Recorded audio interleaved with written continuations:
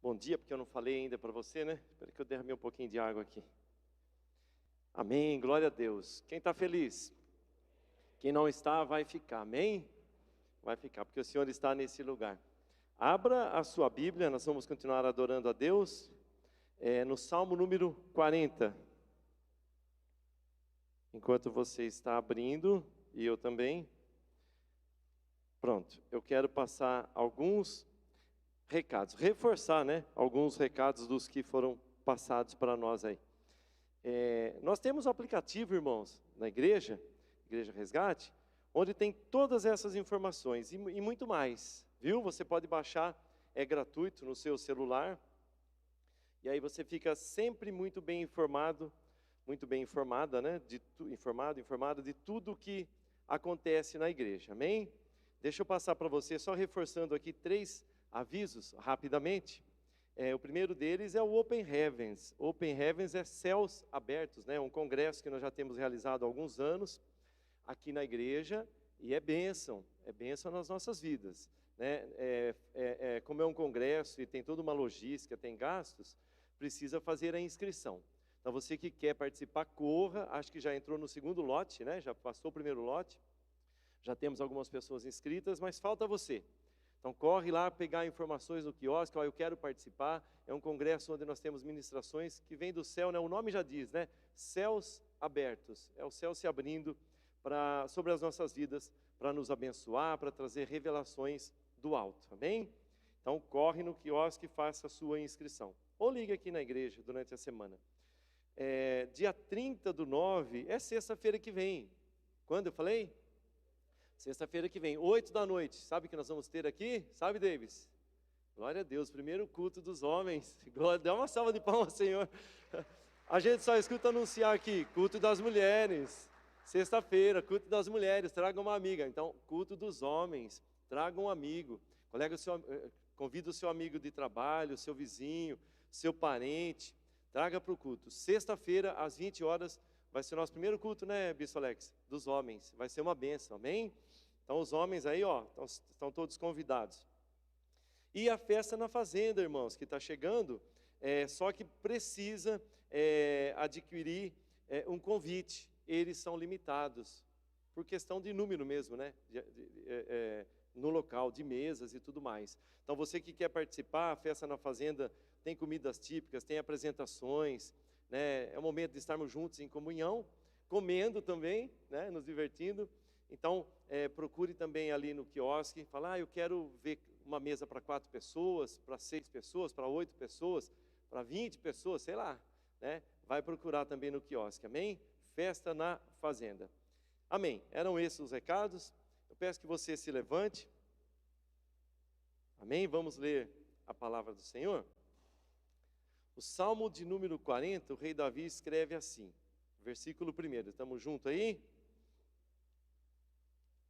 Acho que está aqui também, né? Está aqui também, ó. Se você tiver sem Bíblia, pode acompanhar. O verso 1 diz assim: Esperei confiantemente pelo Senhor. Ele se inclinou para mim e me ouviu quando clamei por socorro. Só isso. Amém? Vamos ler? Quero que você leia comigo. Vamos junto? 1, 2, 3. Vamos lá. Esperei confiantemente pelo Senhor. Ele se inclinou para mim e me ouviu quando clamei por socorro. Amém? Fique de pé, vamos orar. Senhor, nós te agradecemos. É tão lindo ver, ó Deus, a tua igreja reunida. Estava comentando ali, ó Deus, com a Ju. Como é gostoso ver tudo isso para o Senhor, as crianças sendo apresentadas, a igreja crescendo, pessoas se tornando membros, nós participando disso tudo em louvor e honra ao teu nome, as crianças se apresentando, cantando para o Senhor desde pequenas. Isso enche o nosso coração de alegria, Senhor, ao ver que o Senhor é o Deus que cuida, o Senhor é o Deus que restaura famílias, o Senhor é o Deus dos impossíveis, o Senhor é o Deus da palavra, porque a tua palavra não passa. Tua palavra é forte, é verdadeira, é eficaz. Ninguém consegue, ó Deus, esconder a tua palavra, porque o Senhor é o Deus que fala, e quando o Senhor fala, algo acontece. Então que venha acontecer algo na nossa vida hoje, mais do que já tem acontecido, ó Deus, até nesse momento, neste culto, Pai. Nós queremos pedir ao Senhor e te dar liberdade. Espírito Santo de Deus, Fala conosco por meio da Tua palavra que é viva e eficaz. Penetra em nós. Vem suprir as nossas necessidades, em nome de Jesus. Amém? Amém. Pode se assentar. Achou que fosse ler o salmo inteiro, né? Não, era só esse versículo mesmo, só o primeiro. Deus tem falado muito comigo, irmãos, sobre a graça divina, né? Na verdade, tudo que nós temos, que nós falamos, foi Deus quem deu, é graça. Eu ministrei, né? As últimas 2 ministrações que eu tive o privilégio de trazer, foi no culto da noite, falando sobre a graça. Não sei quantos estavam presentes ou não, mas do rei Davi usando de graça para com Mefibosete, o que é a graça, né? E eu acabei dizendo que a graça, ela é personificada, né, em Jesus Cristo. Se eu quiser olhar para uma pessoa e falar assim, esta é a graça, é Jesus Cristo, amém? Ele é a própria graça se manifestando. A graça de Deus só se move porque Jesus se move. Só acontece porque Jesus acontece. Enfim, hoje o tema, sempre que a gente falar de Jesus, para mim o tema sempre vai ser graça, né? Vai ser graça. Então, nós vamos caminhar um pouco dentro desse tema aí da graça, né? Olha lá o salmista. Esperei confiantemente pelo Senhor e Ele se inclinou para mim e me ouviu. Isso é graça. Então, o tema dentro da graça ainda, que é maravilhosa, que vem de Deus, vamos falar um pouquinho num outro texto. Já já eu peço para você abrir lá, tá bom? Nós vamos sair desse texto aqui e vamos caminhar num outro texto. E você vai entender até o final. Abra o seu coração, amém? Abra a sua mente e não deixa nada distrair você da palavra de Deus. Eu marquei uma frase aqui, por isso que eu estou olhando para a folhinha, que vem de um teólogo que a gente respeita muito, né? Chamado Agostinho. Ele fala assim: quão maravilhoso é um Deus que nos dá Deus. Ele se dá para nós. Não tem nada maior do que Ele, nada maior do que Ele possa nos dar. E o Espírito Santo habita dentro de nós, amém? Quão maravilhoso é um Deus que nos dá Deus. Achei linda essa frase, eu falei, puxa, tem tudo a ver com a palavra que o Senhor me entregou, né? Eu não sei qual é a ideia que você tem de Deus hoje, que você faz sobre Deus hoje na tua vida. Se você acha que Ele é um Deus distante, nós cantamos, né, pastora Adriana? Ele é um Deus de perto e é um Deus de longe, é um texto bíblico esse, né? A letra do cantor que fez essa música falava que Ele é um Deus de perto e não de longe. Na verdade, Ele é Deus em qualquer circunstância. É um Deus de perto, é um Deus de longe, é um Deus a todo momento, né? E eu não sei se hoje você vê Deus como um pai amoroso que cuida, se você vê Deus como um carrasco que pune. Eu não sei quem é Deus na tua vida. Se é um Deus que aconchega, se é um Deus que te esbarra, que te impede, ou um Deus que se aproxima. Eu não sei, porque as circunstâncias não deveriam, mas elas às vezes pela nossa fraqueza, nos fazem sentir Deus distante. E isso é uma mentira, né? As circunstâncias não ditam quem é Deus, Ele continua sendo o mesmo Deus, amoroso. E eu aprendi, demorei muito, confesso para vocês, né?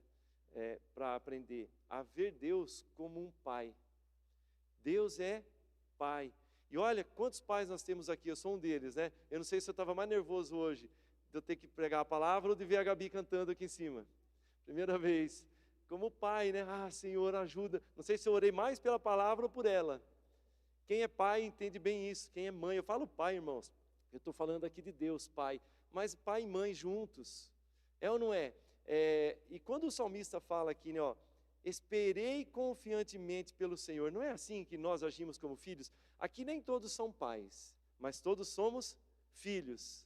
E todos nós esperamos nos nossos pais, especialmente na fase de criança. Quando uma criança, eu vou usar a minha vida, né? A Gabi, por exemplo, ela olha e fala assim, o pai, ela olha para cima, né? Porque o pai é grande no conceito do filho. E Deus para você? O pai é grande, o pai é aquele que resolve. O pai, a mãe, né? A criança precisa e fala assim, ô mãe, me ajuda aqui. Ô pai, eu estou precisando disso. O ouvido se inclina, né? Para o que a criança está falando e você olha para baixo. Interessante, né? E o rei Davi aqui tem ele fala de Deus trazendo conceitos humanos para que nós possamos entender como é Deus quando nós falamos com Ele. A gente espera nele e Ele se inclina para ouvir o que nós estamos falando para Ele. É lindo isso, né? E a gente olha e vê um Deus grandão. Assim como a criança, o filho nos vê grandões, que resolvem tudo, ó, teve uma briguinha na escola, eu vou contar para meu pai, ele vai vir falar com você. Puxa vida, hein? Que coisa, né? Tudo vai contar para o pai e para a mãe, glória a Deus por isso, tem que ser assim mesmo. Não tem que ter medo de contar, tem que contar até quando erra. E nós temos que dar essa segurança para os nossos filhos. Como Deus dá segurança para nós como filhos dele. Amém? Muito bem. O pai é sempre muito alto diante do filho, sempre muito poderoso. O pai é aquele que resolve. Hoje a Gabi não é mais tão pequena, já está quase do tamanho da mãe. Não precisa muito, né? Ô Ju, não precisa muito, está passando a mãe. E ela quer chegar, pai, vamos medir a minha altura. Porque o filho quer se tornar da altura do pai e da mãe. E nós deveríamos ser assim, e somos com Deus. Senhor, eu quero chegar à tua estatura, estatura de Cristo. É um chamado, né, para nós. Na verdade, é uma exortação que Paulo faz, para que nós cresçamos à estatura de Cristo. E nosso Pai é esse Pai amoroso. Então, se você não vê Deus como Pai, de repente você não teve experiências boas com o teu pai terrestre. Deus não é como o teu pai terrestre se ele foi mal para você, se ele decepcionou você. Não é este pai que nós estamos falando. Isso não é um exemplo de pai. Nós estamos falando do pai que cuida, do pai que corrige, do pai que está presente na vida do filho. Esse é o Deus, quando nós lemos aqui que Davi fala, eu clamei por socorro, ele me ouviu e se inclinou para mim. O maior se inclinando para socorrer o menor. Amém? É assim. Muito bem.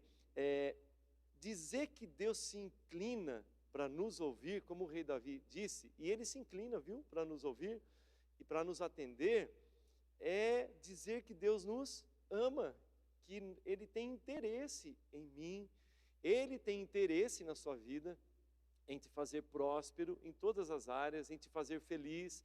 Ele, como um pai, tem interesse em te ajudar. Não atrapalhe Deus, não. Estou falando para mim, viu? Deixa Deus te ajudar. Você está clamando Ele? Ele é o Deus que se inclina. Esse é o tema da mensagem de hoje, né? Deus se inclina para você, para te trazer socorro, ajuda, para te ressuscitar se preciso for, e para te levantar em vitória, seja o que for que você está passando na sua vida. Fala assim para o seu irmão que está do seu lado, Deus se inclina para você. Amém, ele se inclina mesmo, da mesma forma que ele se inclinou para Davi. Ah, mas você falou, de repente alguém pensou, pastor, eu falei, mas falei forçado. Eu não vejo Deus, quando que ele se inclina para mim? Que eu não tenho percebido ele se inclinar, não. Né? Não vou aqui perguntar quem está nessa condição, mas você que está nessa condição, creio que a maioria sabe e tem vivido isso. Porque quando Deus se inclina para nós, não quer dizer que nós vamos ter uma vida sem dificuldades. Não, mas que na dificuldade Ele continua se inclinando e nos ajudando. E ajuda-nos a superar cada uma das dificuldades. Amém, irmãos? Então, olha só. Eu vou citar um exemplo bíblico. Abre comigo lá em João, capítulo 8. João, capítulo 8. Para nós continuarmos essa ministração, vendo que Deus se inclina para nós. Quando que Ele se inclina, você pode estar se perguntando. Posso te dizer quando que Deus se inclina para te ouvir? Sabe, Luiz? Sempre. Sempre que você clama, Ele se inclina para te ouvir, não duvide disso. Sempre que você clamar por socorro ou para adorá-lo, mas clamar, né? Ele se inclina para ouvir. Quando todos te abandonam, te acusam, às vezes até justamente, que você fez aquilo mesmo, Deus se inclina para ouvir você, porque Ele é um pai. Qual é o pai que abandona o filho porque ele fez qualquer coisa de errado? Pelo contrário, ele quer ter o filho próximo dele. Eu estou falando de pai, exemplo de pai. Corrigir o filho para que ele tenha uma vida saudável em todas as áreas, né? Ele jamais vai te abandonar, ele jamais vai te deixar. São palavras escritas em Hebreus, né? Nunca jamais te deixarei, jamais te desampararei. João 8, nós vamos ver um caso de uma mulher, todos conhecem, né? Mas eu vou ler com você, João 8:1, do 1 ao 11, que não tinha ninguém, todos abandonaram ela, todos abandonaram, todos acusavam ela. Talvez você se sinta assim, né? Puxa vida, não tenho apoio nem dentro da minha casa, estão me acusando, a conversa com meu marido, com a minha esposa, virou acusação, a gente não consegue olhar. Respirou, já achou que está acusando. Né? Tem casamentos assim, infelizmente, não é verdade. Nós vamos ver que isso é mentira do diabo para te destruir. Acompanhe comigo, João 11, estamos lá? Versículo 1. Jesus, entrando, foi para o Monte das Oliveiras.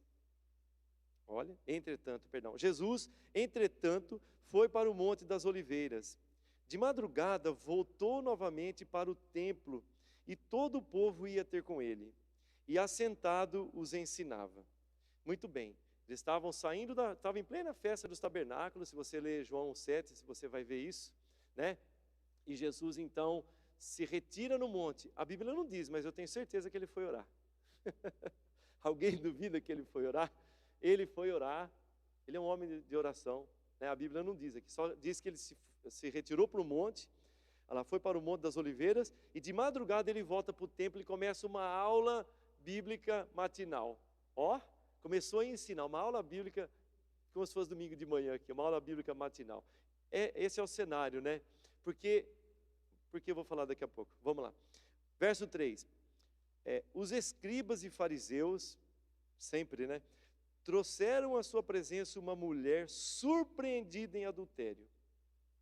E fazendo-a ficar de pé no meio de todos, expondo-a, né? Disseram a Jesus: Mestre, esta mulher foi apanhada em flagrante adultério, e na lei nos mandou Moisés que tais mulheres sejam apedrejadas. Tu, pois, que dizes? Que cilada, hein? Que cilada, eles apontam o pecado, o pecador, apontam a lei, e falam: e aí, o que você vai fazer diante da lei? Moisés mandou apedrejar, e aí? Vamos lá. Tu, pois, o que dizes? Verso 6. Isso diziam eles, tentando para terem de que o acusar. Mas Jesus, inclinando-se, escrevia na terra com o dedo. Como insistissem na pergunta, Jesus se levantou e lhes disse: Aquele que dentre vós estiver sem pecado, seja o primeiro que lhe atire a pedra. E tornando a inclinar-se, continuou a escrever no chão.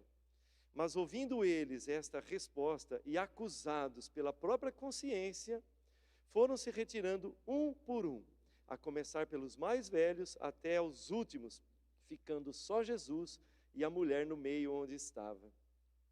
Erguendo-se Jesus e não vendo a ninguém mais, além da mulher, perguntou-lhe: Mulher, onde estão aqueles teus acusadores? Ninguém te condenou? Respondeu ela: Ninguém, Senhor. Então lhe disse Jesus: Nem eu tampouco te condeno. Vai e não peques mais.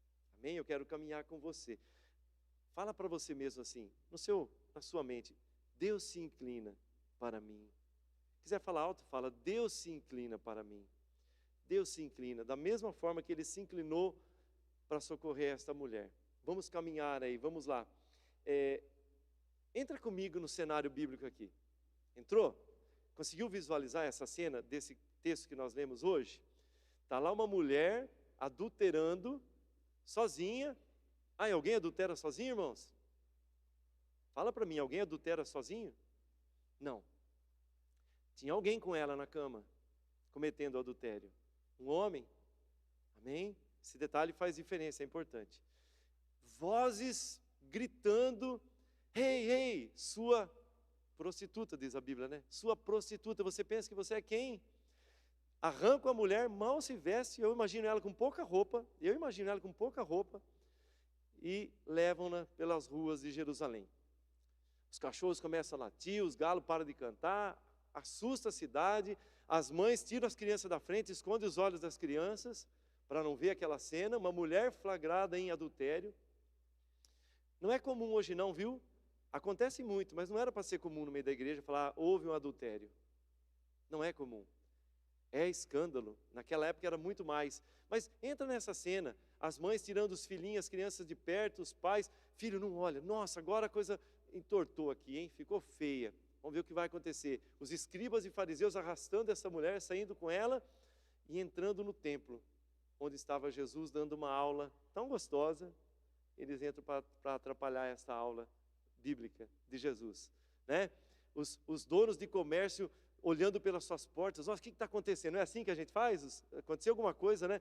Esses dias, irmãos, morreu uma pessoa de rua, perto do meu trabalho, perto do supermercado Jaú Serve ali, né? Um trágico acontecimento, né? Ele foi reagir, o guarda do mercado, acho que acabou atirando nele e ele acabou morrendo ali. A notícia todos viram, né? É muito triste. O que acontece em volta? Um monte de gente para ver, né?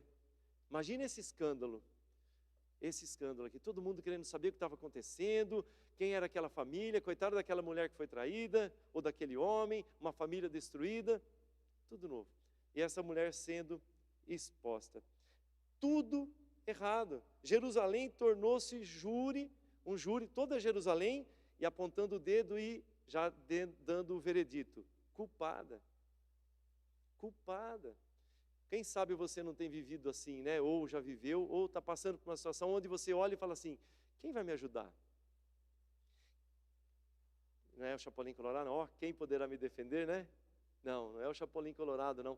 Mas ninguém. Culpada. Onde ela olhava, os olhos apontavam, as mãos apontavam para ela e os olhos recriminando e dizendo, culpada, você é culpada. Em Levítico 20:10, você não precisa abrir, olha o que diz a lei de Moisés, que os fariseus entortaram um pouco aqui. Eles chegaram para Jesus e disseram assim, né? Essa mulher foi pega em flagrante adultério e a lei de Moisés manda apedrejá-la. Vamos ler a lei de Moisés. Levítico 20:10. Se um homem adulterar com a mulher do seu próximo, será morto o adúltero e a adúltera. Alguém ouviu a palavra pedra aí? Não, né? Alguém ouviu falar só da mulher aqui? Não, né? Então eles arrancam essa mulher para... A intenção deles sempre era derrubar Jesus Cristo, né? Pegar ele em algum erro. Eles pegam essa mulher, levam, expõem-na, não se preocupam com vidas, irmãos. Quantos não se preocupam com vidas? Será que eu e você também já não agimos assim? Sem medo nenhum e ainda ter o prazer de expor alguém no seu erro? Prazer de expor alguém no seu pecado? Agora vai pagar o que fez, todo mundo vai ficar sabendo. Que triste isso, né? Isso é um coração rancoroso, um coração duro, um coração que não é temente a Deus, ou que faltou o temor de Deus. E eles estavam ali, mas cadê o homem? Segundo, Jesus era parte do Sinédrio, era ele quem tinha que julgar? Não. Quem tinha que julgar as coisas em Israel era o Sinédrio, não era Jesus. Ele não era juiz nenhum ali. Eles fizeram tudo errado, irmãos. Tudo errado. Se eu não me engano, acho que era necessário ainda ter os 23 membros do Sinédrio, pelo menos 23, se eu não me engano, do tanto que tinha lá. Não levaram diante de Jesus, mais uma meia dúzia de escribas e fariseus ali, vamos julgar, ela foi pega em adultério. A lei manda apedrejar. Não, a lei não manda apedrejar, a lei manda matar. E manda matar tanto o homem quanto a mulher. Olha quanta distorção. E nós lemos isso e falamos, puxa, a mulher adúltera, ela era digna de ser apedrejada. Não, na boca dos fariseus sim. Né? Na boca dos fariseus, você quando erra é digno de ser apedrejado. Mas na boca de Deus não. Na boca de Jesus não. Na boca dele é diferente. Mais um pouquinho. Normalmente, aqueles que acusam fazem coisas piores do que as que eles estão acusando a pessoa. Porque nós pensamos do outro aquilo que nós também somos capazes de fazer, sabia? Normalmente é assim. Então, normalmente, quem está acusando o mal na vida do outro é porque ele faria igualzinho, ou pior ainda. Sim ou não, irmãos? Quem nunca viveu uma condição dessa? Eu, quando vejo a Gabi, Deus trata a gente quando nós temos filhos. Porque eu falo assim, sou eu. Quando eu vejo ela errar em algum ponto, eu falo assim, Ju, eu tenho que corrigi-la, claro, mas eu tenho que me corrigir, porque isso veio de mim, é da minha genética, sou eu. Sou eu. É impressionante, irmãos, né? Muito bem, a mulher estava sem saída, ela foi exposta no meio de uma aula bíblica. Olha, volta comigo no texto aí, versículo 2. De madrugada voltou novamente Jesus, né, para o templo, e todo o povo ia ter com ele, e assentados ensinava. Então ele estava dando uma aula de Bíblia ali, ensinando as pessoas. Os escribas e fariseus trouxeram à sua presença uma mulher surpreendida em adultério, e fazendo-a ficar de pé no meio de todos, disseram a Jesus, mestre, esta mulher foi apanhada em flagrante adultério, e na lei mandou Moisés que tais mulheres como essa, tais pessoas como você, fossem apedrejadas. O Senhor vai dizer o quê? Se coloca no lugar dessa mulher, negar a acusação? Como? Foi pega em flagrante. Negar a acusação é mentira deles? Eu não estava fazendo nada? Não tinha como. Se socorrer com quem? Implorar perdão para quem? Se quem estava acusando ela eram os homens de Deus. Quantas vezes as pessoas nos procuram como pessoas de Deus, homem e mulher de Deus, esperando uma ajuda e a gente acusa? Ela estava sem saída, porque os que podiam ajudá-la, os doutores da lei, sacerdotes juntos ali, são justamente os que estavam acusando, mata. Né? Então aprenda isso, aprendamos isso. Socorra as pessoas, pare de ficar só com acusações, traga a verdade para ajudar, não para condenar. Ela foi exposta, ninguém falaria por ela ali, naquela situação, ninguém se levantaria em favor dela. Ninguém? Até surgir a graça, até surgir Jesus, porque a graça sempre surge. E Jesus então, o que ele faz? Vai comigo no verso 6, ele se inclina, verso 6. Isso diziam eles, tentando para terem de que o acusar. Mas Jesus, inclinando-se, escrevia na terra com o dedo. Quantos já ficaram curiosos para saber o que Jesus escreveu ali? Eu já fiquei muito curioso. A Bíblia não fala, só fala que ele se inclina, ele chega, apresenta a mulher, ele se inclina, né? E começa com o dedo escrever na terra. Puxa vida, se inclinar, Jesus, esperaríamos que ele agora se levantasse, que ele desse um passo na frente, colocasse a mulher atrás dele, que ele subisse numa escada para se fazer visto por todos, para defender aquela mulher. Mas o que ele faz? Ele se inclina e começa a escrever na terra. Ele desceu. Ele é o Deus que se inclina, essa é a mensagem de hoje. Ele desce até nós. Ele é o Deus que se inclina quando nós clamamos por socorro. Foi isso que o salmista testemunhou para nós. Ele me ouviu e se inclinou quando eu clamei por socorro. Ele desceu mais baixo do que os fariseus. Mais abaixo do que os fariseus. Ele desceu ainda mais abaixo do que o povo que estava ali o ouvindo. Ele desceu ainda mais baixo do que a mulher adúltera, pecadora. Quando os escribas e fariseus estavam questionando ele, depois que ele falou, ele sentou para escrever ali, ele se inclinou, eles tinham que olhar de cima para baixo. Aí eles viam a mulher e mais embaixo um pouquinho estava Jesus, porque ele é o Deus que se inclina quando nós precisamos dele. Ele é o Deus que se inclina, ele é o Deus, Jesus está propenso a se inclinar. Fala comigo, Jesus está propenso a se inclinar. Ele se inclinou para lavar os pés, para lavar pés, sujos, fedidos. Ele se inclinou para abraçar crianças, quando os apóstolos, os discípulos falaram assim, não, longe, longe, longe. Ele se inclinou para socorrer Pedro quando ele ia afundar no mar, estender as suas mãos. Ele se inclinou do barco. Ele se inclinou para orar no jardim do Getsemane, e ali ele sofreu e suou lágrimas, e suou gotas de sangue, hematidrose. Ele se inclinou perante o pelourinho de Roma, e ali ele sofreu, ele foi muito machucado ali. Ele se inclinou para carregar a cruz, e ele se inclina para te ajudar. Esse é o Deus que nós servimos, o Deus que se inclina quando nós clamamos por socorro. A graça é um Deus que se inclina. A graça é Jesus. A graça é um Deus que se inclina. E aqui ele se inclinou para escrever na terra. Eu fico pensando assim, a primeira vez que Deus tocou com seus dedos na terra, quem lembra? Ninguém estava lá, né? Foi para fazer o homem. A primeira vez que Deus se inclinou para mexer com a terra e tocar com as suas mãos na terra, foi para criar Adão. Quem sabe nesse momento o Senhor estava ali pensando, puxa, criei com tanto amor, formei da terra, formei do pó, e o homem pecou, e agora ele é terreno, e ele age de forma terrena e não de forma celestial.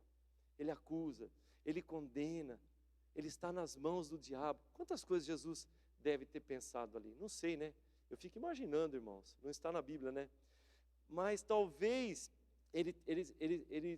quem sabe, né? Ele escreveu ali uma série de pecados que ele sabia que os acusadores praticavam e eles leram. Não sei, nós não sabemos. Há muita especulação em torno do que aquilo que Jesus escreveu. Tem gente que teologicamente estuda muito, né? Diz que ele escreveu um texto lá, não lembro agora, mas de Jeremias. Texto de Jeremias.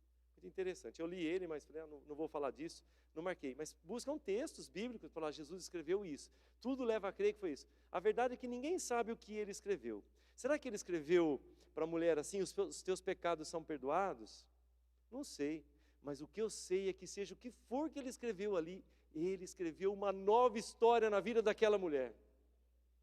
E hoje ele começa a escrever uma nova história na sua vida, porque ele é o Deus que se inclina. Ele não usurpou o ser igual a Deus. Ele se humilhou se tornando homem. Só não teve pecado, só. Glória a Deus por isso. Glória a Deus por isso. Ele se inclina toda vez que nós clamamos. Se inclinou, escreveu uma nova história para a mulher. E hoje ele se inclina e escreve uma nova história para você. Mas o povo não estava feliz. O povo não, os fariseus e os escribas que trouxeram acusando e fizeram a pergunta, Jesus começa a escrever. Olha no verso 7. Então, até escrevi aqui dessa forma assim, ó. O bando estava cada vez mais impaciente. Aquele bando de gente estava mais impaciente. Olha o verso 7, vamos lá. 7 e 8. Jesus não respondeu nada em primeiro momento. Ele se assentou, começou a escrever. Como insistissem na pergunta, Jesus se levantou. Fala comigo, Jesus se levantou. Ótimo. E lhes disse, aquele que dentre vós estiver sem pecado, seja o primeiro que lhe atire pedra. E tornando a inclinar-se, continuou escrevendo no chão. Mas, até aí, continuou escrevendo no chão, 7 e 8. Então Jesus se levanta. Opa, agora ele vai fazer um sermão, hein? Não. Ele não se levantou para fazer um sermão. Ele não se levantou para dar lição para ninguém, de moral. Ele não se levantou para falar com os seus discípulos e ensinar algo ali. Não era com eles que ele estava conversando. Ele se levantou, ele ergueu-se em prol da mulher. Em prol daquele que precisa, ele sempre se inclina e se levanta. Quantos precisam de Jesus aqui?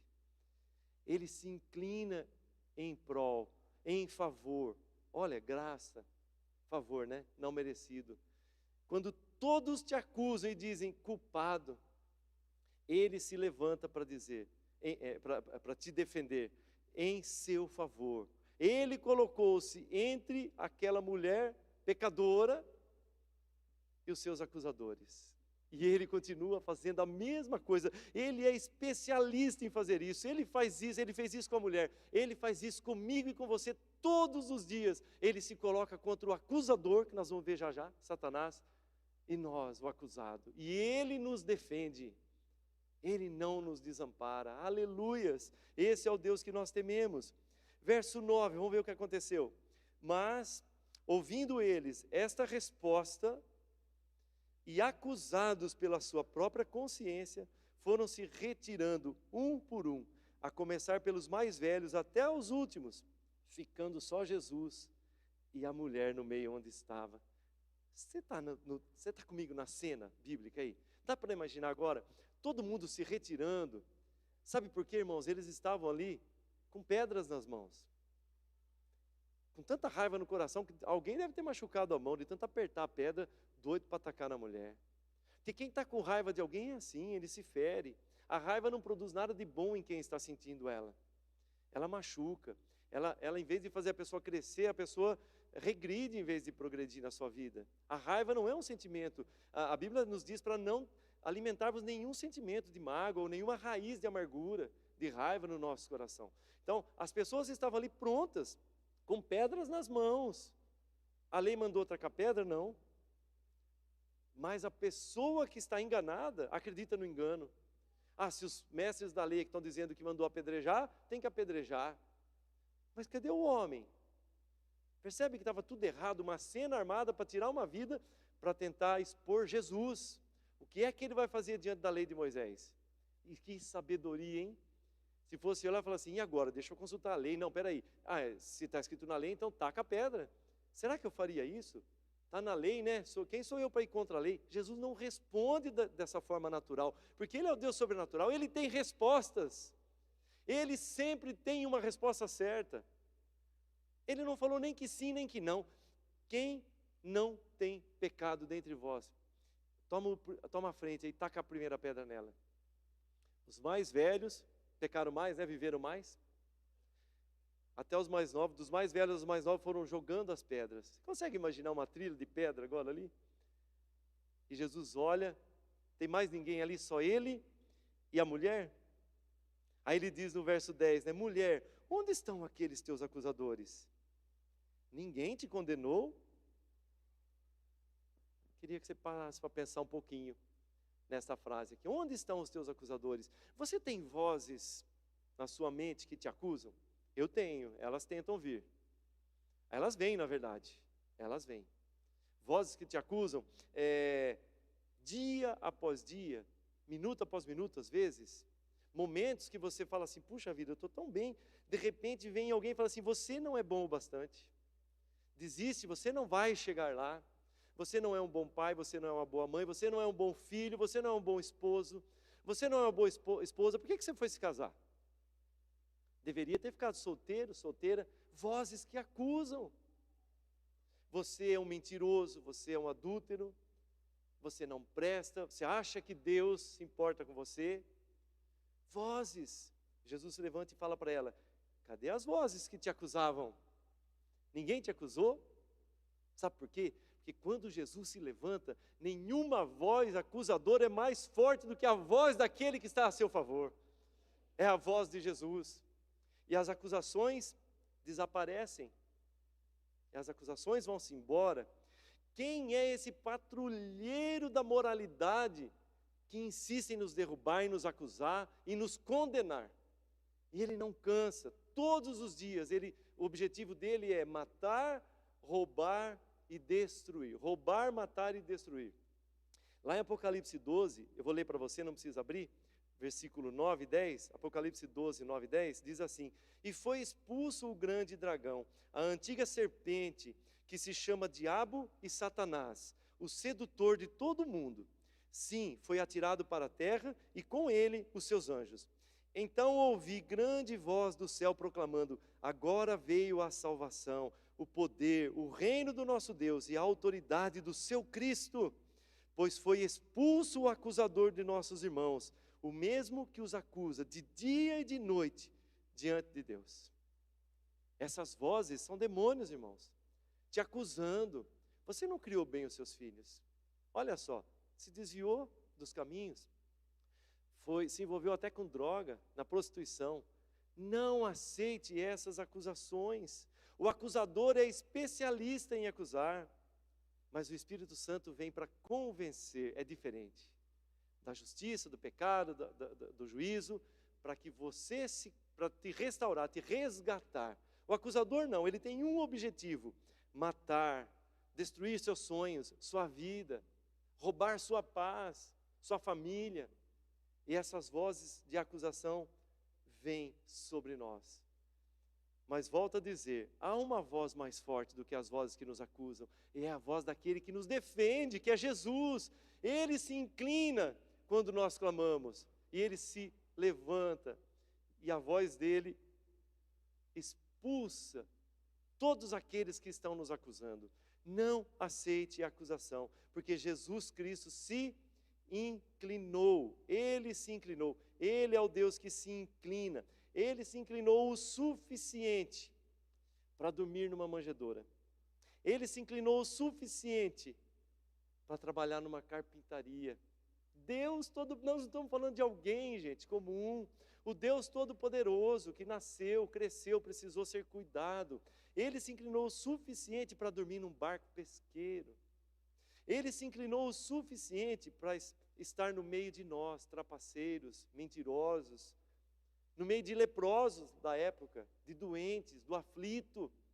Ele é o Deus que se inclina. Ele se inclinou o suficiente para ser cuspido, para ser espancado, para ser morto, para ser pregado, para ser furado por uma lança. Ele se inclinou porque Ele nos ama, para nos defender o suficiente. Ele se inclinou o suficiente para ser enterrado. Ele é o Deus que se inclina.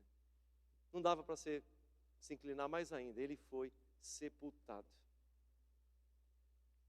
Mas o verso 7, deixa eu ver. Um dos versos aqui diz que Ele se levantou. O verso 7. Como insistissem na pergunta, Jesus se levantou. O mesmo Deus que se inclina quando nós clamamos por socorro, se levanta glorioso, se levanta todo-poderoso, se levanta vitorioso, se levanta nos defendendo, se levanta daquele túmulo que estava sendo inaugurado, ganhou de presente de José de Arimateia, um túmulo novinho. Ele ficou poucos dias ali, ele se levantou em nosso favor, vencendo o nosso pior inimigo, a morte. Ele é o Deus que se inclina, mas Ele é o Deus que se ergue da morte, da sepultura. E Ele faz o mesmo comigo e com você, porque ainda que eu ande no vale da sombra da morte, não temerei mal algum, porque Ele está comigo, Ele é o meu defensor, Ele é o meu advogado. Quem será contra nós, se Deus é por nós? As vozes de acusações têm que sumir, têm que sumir. Você é aquilo que Jesus diz que você é, não aquilo que as vozes de acusações dizem que você é. Amém? Glória a Deus, Ele surge, Ele ergue, Ele se levanta. Em Romanos 8, 33 e 34, olha o que diz: quem intentará acusação contra os eleitos de Deus? É Deus quem os justifica. Quem os condenará? É Cristo Jesus quem morreu, ou antes, quem ressuscitou, o qual está à direita de Deus e também intercede por nós. Alguém pode dar um glória a Deus? Glória a Deus, é Ele o Deus que se inclina para nos socorrer, e é o Deus que se levanta em vitória, e quando Ele olha, só está Ele e a mulher ali, e mais ninguém. Eu olhei, mas não consegui ver. Glória a Deus. Está Ele e a mulher, e os acusadores vão embora. Satanás é deixado sem palavras e sem munição. Sem palavras e sem munição. É assim que o diabo tem que estar na sua vida e na minha vida. O acusador não tem mais munição para nos acusar. Por quê? Porque eu sou bom? Porque eu não erro? Não, porque aquele que me defende é maior do que aquele que acusa. Tudo na nossa vida é uma questão de escolha. Você quer acreditar no seu advogado ou você prefere acreditar no seu acusador? Porque as batalhas acontecem aqui, ó. Se você der crédito para o seu acusador, sua vida vai ser uma vida miserável. Porque ele tem até motivos para te acusar, muitas vezes, e para me acusar também. Mas eu tenho que ouvir aquele que se levanta em meu favor, que me perdoa toda vez que eu errar. Como essa mulher aqui, ele vai dizer assim: nem eu te condeno. Afasta-te deste mal, desse pecado, tira ele da tua vida. Não peques mais. Mas e se eu pecar de novo? Cansei de ser seu advogado. Ele nunca vai se cansar de você, ele nunca vai desistir de você, ele estará sempre pronto a te perdoar e a te colocar de volta no caminho dele. Eu também não a condeno. Jesus se levanta glorioso na cara do diabo, vai lá e toma dele as chaves que estavam com ele da morte e do inferno. Acabou o poderio de Satanás. Ele venceu o diabo e ele se manifestou para destruir as obras do diabo. Ele é o Deus Todo-Poderoso, Ele é o nosso advogado, como João reconhece, né? Em 1 João 2,1. Filhinhos meus, estas coisas vos escrevo para que não pequeis. Se todavia alguém pecar, temos advogado junto ao Pai, Jesus Cristo. O justo é aquele que fala e tudo tem que estar certo, porque ele é justo. O justo é aquele que fala e as acusações vão embora, porque ele fala com justiça. Ele não engana para nos defender. Ele nos defende porque ele tem poder para nos defender. Legalmente ele é o nosso advogado. colocado para nos defender, para se inclinar perante nós. Pensa comigo. Mulher, onde estão os que te acusavam? Ninguém te condenou? Ninguém te condenou? Ninguém, Senhor, disse ela. Declarou Jesus, eu também não a condeno. Agora vá, abandone o teu pecado. Não peques mais. E é isso que Ele tem para nós, restauração de vidas. Restauração de vidas. Pensa comigo na cena agora, Jesus, a mulher, um montão de pedras e a escrita de Jesus ali. Jesus, a mulher, um monte de pedras. Então, o cenário ficou assim, observe as pedras no solo, abandonadas, não foram utilizadas. Se elas fossem utilizadas, vocês sabem o que aconteceria, né? Aquela mulher ia ter uma morte, um fim trágico. Toda vez que o diabo tem uma pedra para atirar contra nós, Jesus se levanta e nos defende. Primeiro ele se inclina, aí ele se levanta vitorioso e a pedra é retida. Não é atirada, e se é atirada, o Senhor manda um anjo e para essa pedra no meio do caminho. Nós não somos alvos mais de Satanás. Aliás, somos alvos, mas alvos que ele nunca vai acertar, em nome de Jesus. Então está ali, no solo, um monte de pedra, e observe o escrito de Jesus na terra. Observou tudo isso? Foi o único sermão que Jesus escreveu, hein? Ninguém sabe o que ele escreveu ali. Ele nunca escreveu um sermão, ele sempre falava, né? Escreveram o que ele falava, mas ele mesmo nunca escreveu. Esse foi o único sermão que ele escreveu, viu, Tainá? Foi o único sermão, e ninguém sabe o que ele escreveu. Então escute, e dê um glória a Deus na sua vida aí, ó. Apesar de não sabermos as palavras do que estava escrito ali, fico pensando, se não foram estas as palavras, a graça acontece aqui.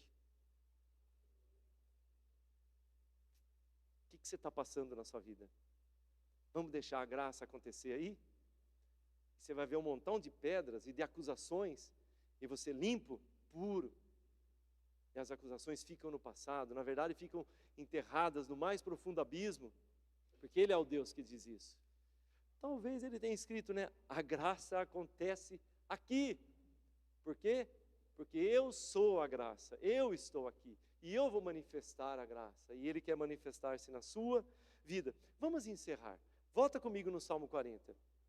Salmo 40. Começamos nele, né? Nós estamos encerrando, irmãos. Salmo 40, vamos concluir.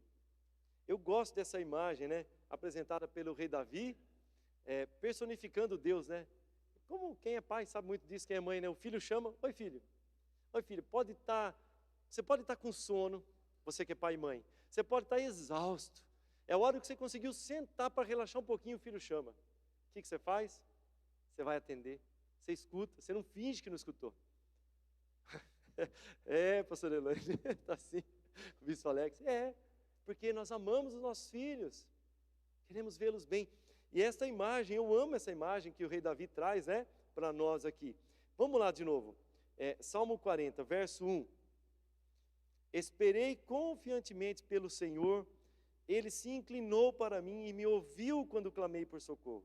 Vamos ler um pouquinho, né? Puxa, vocês ficaram com tanta vontade de ler, aquela hora eu parei aí, né? Vamos continuar, verso 2. Tirou-me, de onde? De um poço de perdição, de um tremedal de lama. Você consegue olhar aquela mulher adúltera aí?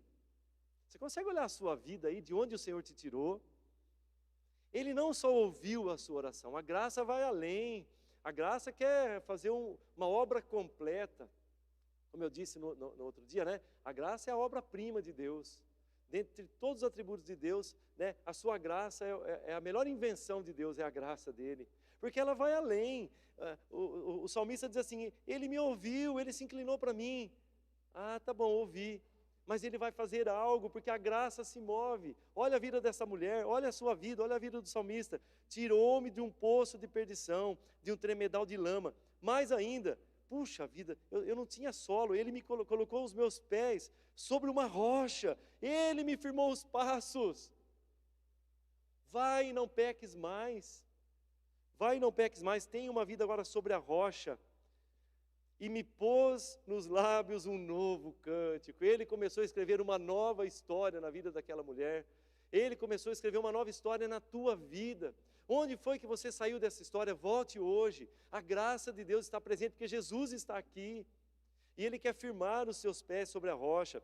Ele quer colocar nos teus lábios um novo cântico, um cântico de louvor a Deus.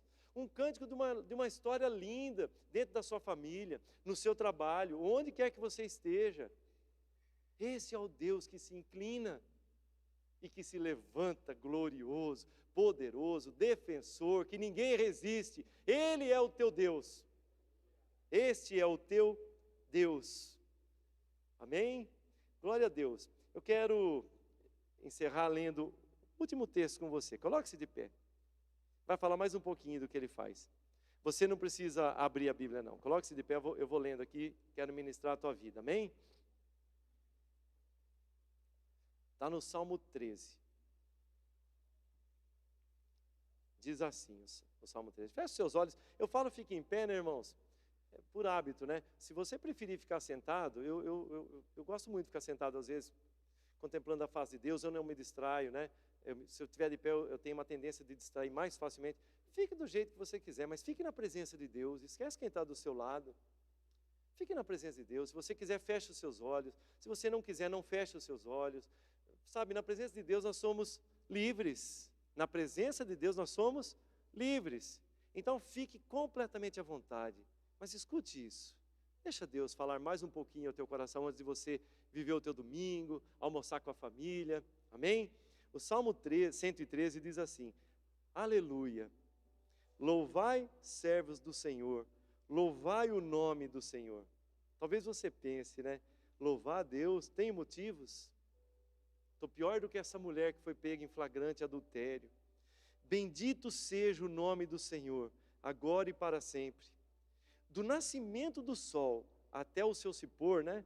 O sol se pôr, o ocaso do sol, louvado seja o nome do Senhor. Excelso é o Senhor, acima de todas as nações, e a sua glória acima dos céus. Que Deus é esse cuja glória está acima dos céus? Quem há semelhante ao Senhor nosso Deus, cujo trono está nas alturas? Alturas aqui no original é o terceiro céu. Existem 3 céus, ele está no mais alto e sublime trono. Ele habita num alto e sublime trono, mas a palavra diz que ele habita também num coração contrito. Ele está próximo. Nós cantamos hoje aqui, falou tanto comigo, esse louvor é um Deus de longe, mas é um Deus de perto. Ele está perto de você. Ele se inclina abaixo de você, do seu pecado, para te levantar em vitória. Ele se coloca contra as acusações que estão na sua mente. Ele se coloca. Agora, pois, Paulo nos diz, já nenhuma condenação há para os que estão em Cristo Jesus. Você está em Cristo Jesus, amém? Não há condenação, não há acusação contra você, não há acusação.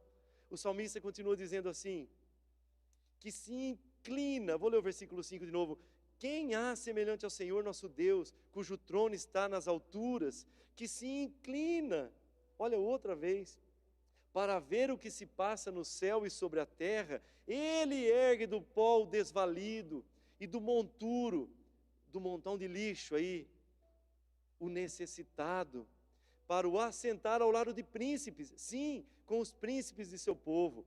Faz que a mulher estéril vive em família. Eu penso naquela prostituta e tantas outras, né, pessoas que sofreram. Ele dá uma nova vida, ele faz com que a mulher estéril viva em família e seja alegre mãe de filhos, aleluia. Esse é o nosso Deus. Ah, mas por que será, Deus, que eu mesmo que estou anunciando aqui de vez em quando, tenho acusações na minha mente? Por que eu sofro com algumas acusações do passado, do presente? Sabe por quê, irmãos? Nem toda culpa é inútil.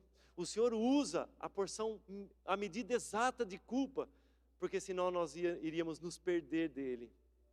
Tem um texto lindo lá em 2 Coríntios 7:10 que diz assim: porque a tristeza segundo o mundo, o pesar segundo o mundo, a culpa que o mundo traz, estou aqui transliterando, né, do meu jeito, a tristeza segundo Deus, ou seja, o pesar que Deus permite, que Ele traz, o sentimento de culpa, produz arrependimento para a salvação, que a ninguém traz pesar, mas a tristeza, a culpa, a acusação do mundo e do diabo, produz morte.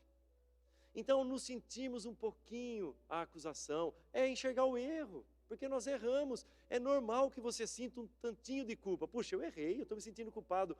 E aí é Deus falando para que eu vá e conserte. Filho, vai, filha, vai, não peques mais. Mas não aceite acusações na sua vida que vêm do inferno para te destruir. Em nome de Jesus, a última palavra não é do teu acusador, a última palavra é do teu advogado, e ele te absolveu. Ele diz, eu também não te condeno, vá, não peques mais. Ele é aquele que está vivo eternamente, Ele é o intercessor que todos os dias está diante de Deus, intercedendo por mim e por você. Em nome de Jesus, eu libero com o poder do Espírito Santo que está aqui, cura no seu coração nesta manhã. Seja curado, seja restaurado, qualquer que tenha sido a ferida, a profundidade, Deus é maior. O bálsamo que vem dos céus está nesse lugar. Receba a cura na sua alma. Ouso diante do Senhor, receba a cura física aí onde você está, em nome de Jesus, porque a graça está aqui presente. E a graça vai além do que aquilo que nós pedimos ou pensamos, que a graça tem um nome. A graça se personifica em Jesus, e Ele está aqui. Então recebe em nome de Jesus dessa graça, seja curado na sua alma, de acusações do passado, de acusações nas quais você mesmo acreditou e vive nelas, achando que você não vai dar certo. Você vai dar certo sim, você é um filho amado, uma filha amada de Deus. Ele disse isso. Não adianta, não importa o que o diabo diz, importa o que Deus diz da sua vida. Escolha hoje acreditar no teu advogado e não no teu acusador, em nome de Jesus. Pai, eu quero te agradecer, Senhor, porque eu pude contemplar, e creio que muitos aqui puderam contemplar, vidas sendo restauradas nesse lugar. Nós pudemos contemplar, porque o Senhor está aqui. Senhor, feridas da alma sendo saradas, em nome de Jesus, vidas sendo refeitas, pecados sendo perdoados, vidas sendo salvas. Em nome de Jesus, nós te louvamos por esse culto. Tudo que fizemos aqui, Senhor, é para o Senhor, é para engrandecer o teu nome. Abençoa-nos agora, Senhor, na volta para as nossas casas. Abençoa o nosso dia, o nosso almoço, que nós possamos cantar esse cântico novo que o Senhor colocou na nossa boca, que nós possamos viver lembrando de onde o Senhor nos tirou, do lamaçal, como aquela mulher. Lembrando que há pessoas, muitas vezes até dentro da igreja, Senhor, que nos acusam de forma errada, como os fariseus fizeram, distorcendo a tua palavra. Mas o Senhor é aquele que se levanta, se inclina e se levanta em nosso favor. Por isso nós te adoramos e nós te aplaudimos, em nome de Jesus. Amém? Dê uma salva de palmas ao Senhor. Glória a Deus. Aleluia, Senhor. Tu és Deus, Tu és Deus, Tu és Deus. Tu és o Deus que restaura a vida das prostitutas. Tu és o Deus que restaura a vida de qualquer um.